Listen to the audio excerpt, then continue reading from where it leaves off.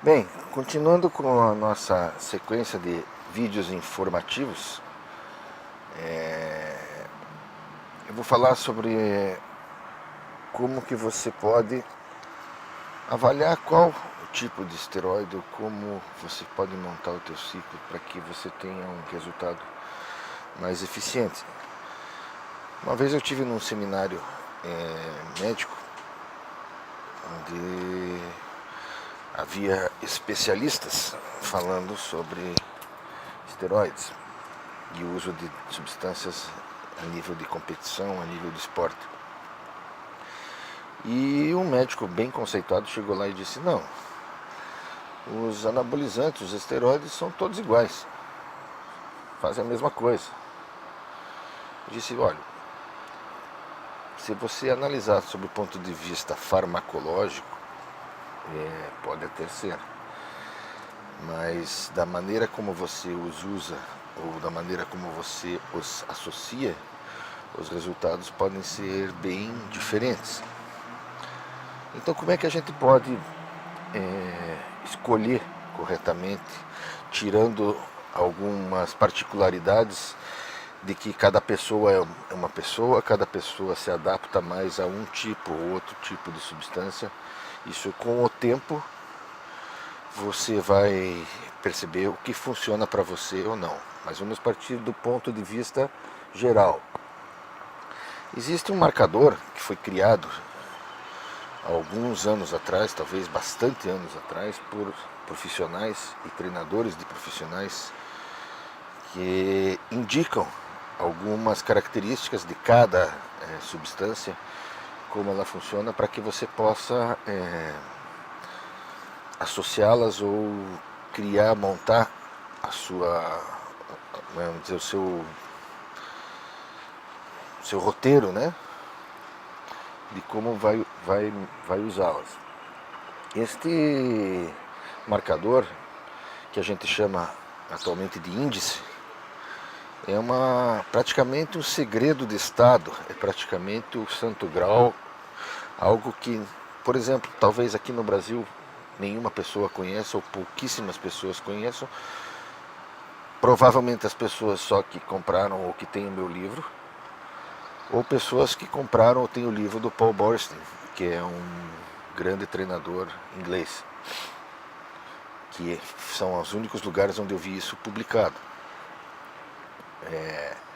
Então esse índice é uma graduação que vai de 0 a 10, conforme esse número você classifica a droga segundo 7 critérios, né? Então eu vou explicar superficialmente o que seriam esses critérios, mas qualquer informação mais profunda você pode procurar depois nos livros ou no site. Bom, o primeiro critério que a gente chama seria o potencial de ligação ao receptor local. E esses índices vão de 0 a 10. Potencial de ligação ao receptor local é a capacidade que a droga tem de se acoplar ao teu receptor, se encaixar e perfeitamente e fazer o serviço que ela precisa. É como uma chave na fechadura. Veja que quando você está treinando, usando várias substâncias querem se acoplar ao receptor. Então, esse potencial de acoplamento desse esteroide, quanto maior, melhor, porque ele vai ter a preferência de se ligar ao receptor local e não, vamos dizer assim, vai ganhar ou vai chegar primeiro do que essas outras substâncias que também querem se ligar ao receptor. Certo? O segundo ponto, o segundo marcador que a gente chama, seria a habilidade de liberar o receptor local. O que é isso? Depois que ele se ligou ao receptor, ele tem que deixar ir embora. Fez o serviço, não adianta ficar sentado lá ocupando espaço. Ele tem que sair e deixar espaço para que outro esteroide ou outra substância se acople e faça o mesmo serviço. Esse é um marcador talvez dos mais importantes, porque se ele se liga e fica lá parado, ele fica ocupando espaço e você perde a habilidade de ter resultado com isso, né? com esse, ele vai parar de funcionar. Por exemplo, o Proviron. O Proviron, nesse aspecto, é a pior droga que existe, porque ele vai lá, fica ligado, não serve para nada e não vai, e não libera o espaço. Tá? Então ele faz que a tua produção natural não aumente. Ele só faz a tua produção, aliás, ele só faz a tua produção natural aumentar, mas é o pior esteroide que existe para ganho de massa. Ele só serve para recuperar o teu nível de testosterona. Então não adianta ele ficar lá empatando o lugar do teu receptor.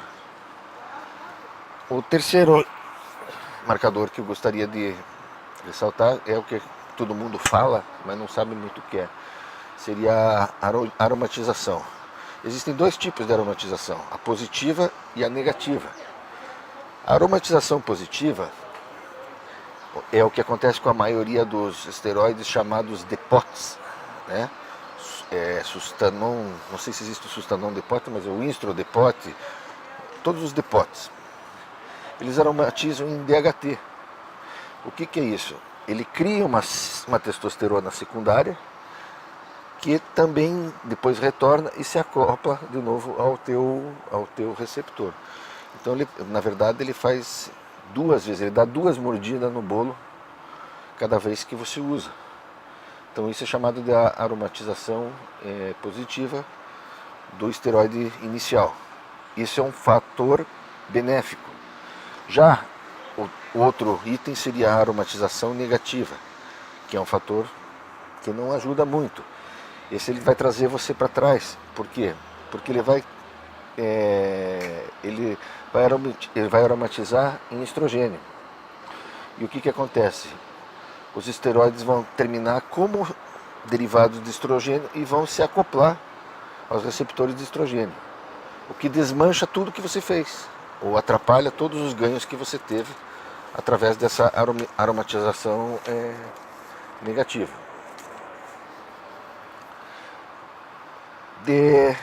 Mais um item seria a entrega da mensagem, né? O teu esteroide tem que chegar lá, entregar a mensagem e sair. Vamos dizer assim, a maneira ou a capacidade de entrega de mensagem, quanto mais eficiente, melhor. Então o teu esteroide você tomou, ele tem lá a capacidade de se acoplar ao receptor local, a capacidade de liberar o receptor local.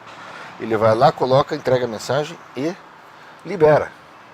Certo? Ele entrega a mensagem e libera o espaço. Então a capacidade de entregar essa mensagem é um outro fator importante. Como eu disse, o Proviron se acopla ao receptor perfeitamente, mas não entrega nada, não tem mensagem nenhuma para entregar. Então ele só vai atrapalhar. Talvez o penúltimo